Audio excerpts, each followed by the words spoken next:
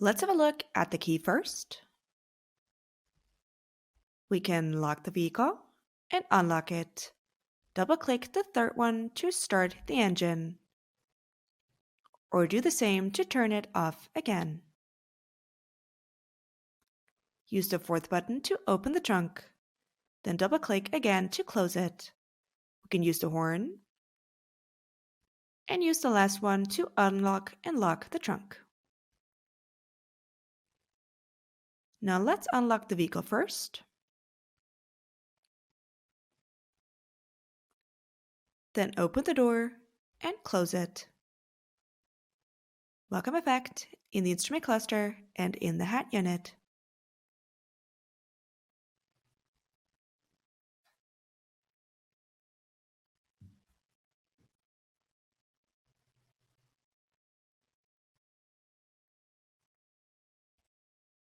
Push the Start and Stop button.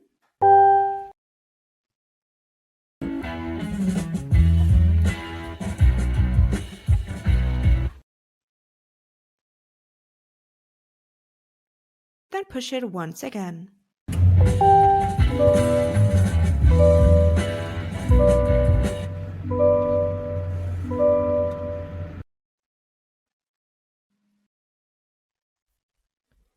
Let's start with the steering wheel and the left side first. The left side takes care of the different assistance systems. Cancel, resume, and set the different systems. There's cruise control, gap adjustment, and steering wheel heating. In addition, a scroll wheel to adjust, for example, speed. Moving on to the right side, voice control, phone, which can be used to play and pause music as well. Use the scroll wheel in the center to go through the instrument cluster menu, and do the same with the arrows on the left and right. Our next step is the instrument cluster. We can access different menus. We can change the display layout.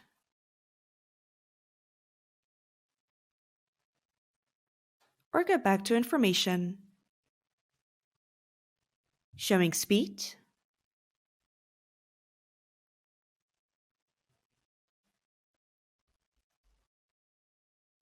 Drive summary, trip 1 and 2, and more. We can select different media sources. So let's have a look at that as well.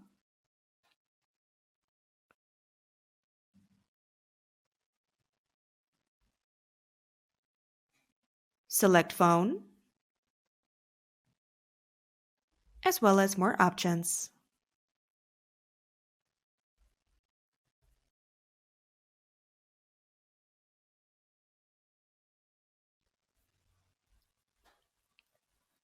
Moving on to the hat unit next. The hat unit contains a drop-down menu displaying different notifications.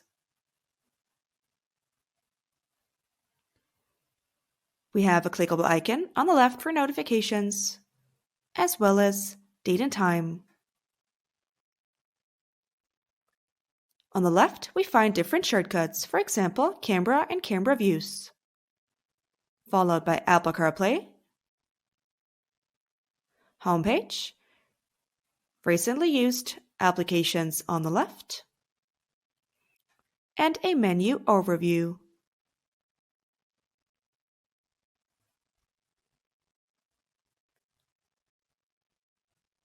Different menus, phone or music.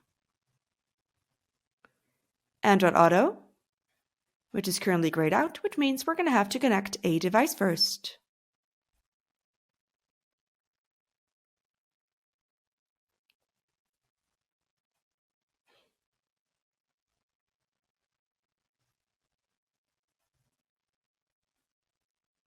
We can connect Android Auto or Apple CarPlay via Bluetooth.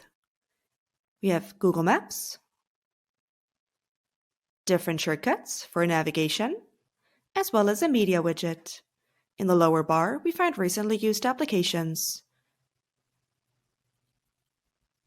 Google Assistant, as well as a menu overview in the left-hand corner.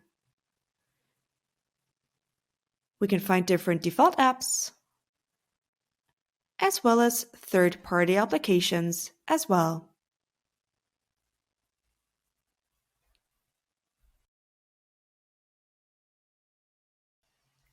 My Chevrolet does not take us back to the actual car menu, as it usually does, but takes us to a service system.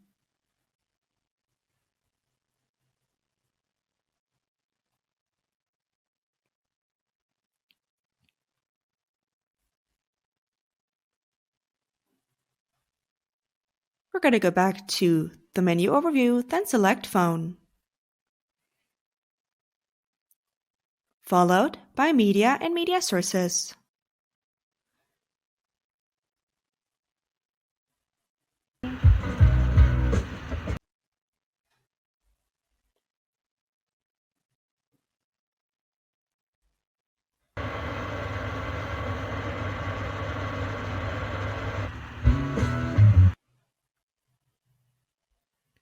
We're going to return to the Home menu, then start off with the different apps. First off, Audio.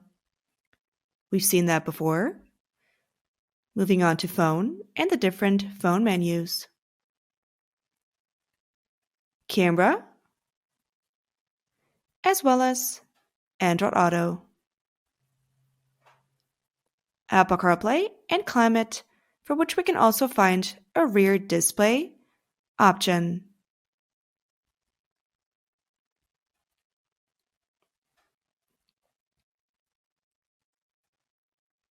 Settings,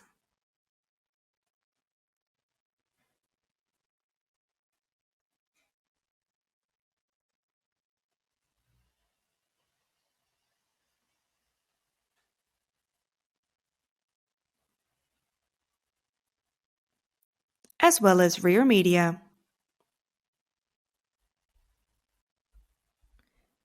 Since we're already here, let's jump to the rear seat section and then also have a look at the rear displays.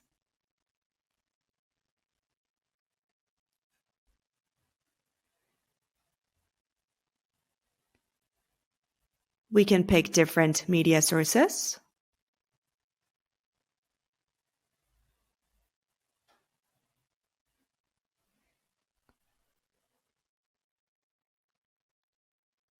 We can also send content to the other display.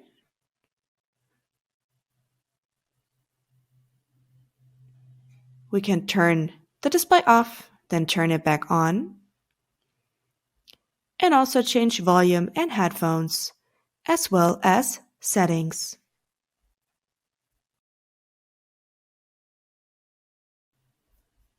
Moving back to the front, on the left, we can adjust the volume.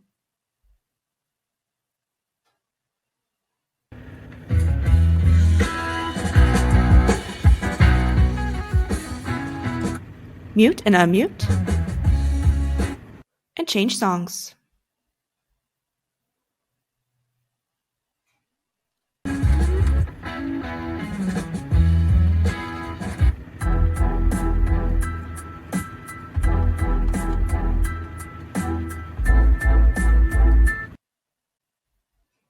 Below, we find a home button.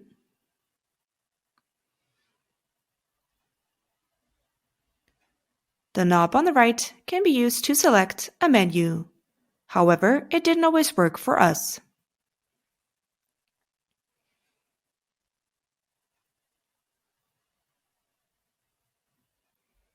Below, we can change the climate settings, change the temperature, activate auto,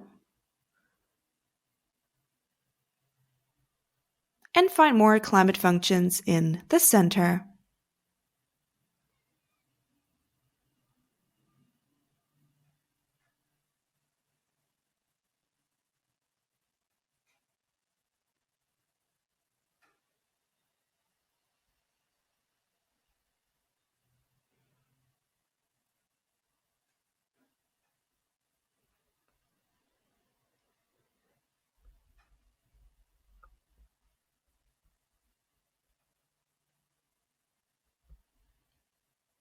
We can adjust the passenger temperature or activate the sync function.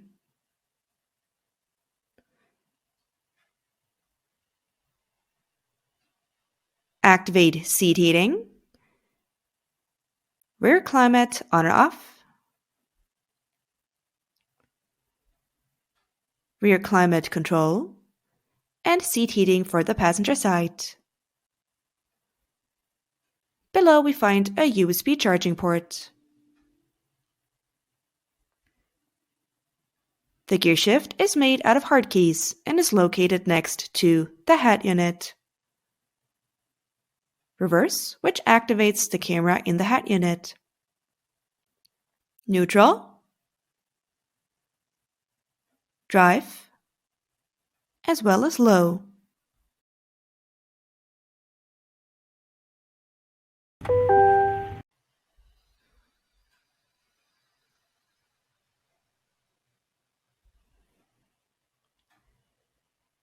To wrap things up, we're now going to turn off the car.